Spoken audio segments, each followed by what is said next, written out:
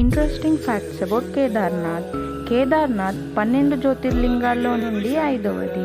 ఉత్తరాఖండ్లోని రుద్రప్రయాగ్కి 86 కిలోమీటర్ల దూరంలో కేదార్నాథ్ ఉంటుంది. ఇది చార్ధామ్లో నుండి ఒకటి. ఇక్కడి శివలింగం త్రికోణ ఆకారంలో మనకి దర్శనాన్నిస్తుంది. ఇక్కడ శివలింగం స్వయంభుగా వెలిసింది. కేదార్నాథ్ గుడి 3583 మీటర్ల ఎత్తులో ఉంటుంది.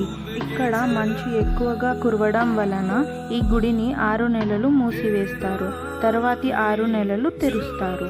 శివుడి నుండి జారిపడిన గంగ మొదటిసారి కేదార్నాథ్ని తాకినట్టు పురాణాల్లో రాసి ఉంది. ఈ గుడి ఒకప్పుడు 400 సంవత్సరాలు మంచుతో కప్పిబడి ఉంది. కేదార్నాథ్ గుడి 1200 సంవత్సరాల కంటే పురాతనమైన గుడి. కొంతమంది రాజా భోగ్ ఈ గుడిని నిర్మించారని నమ్ముతారు. కొంతమంది ఆది శంకరాచార్యులు నిర్మించారని నమ్ముతారు.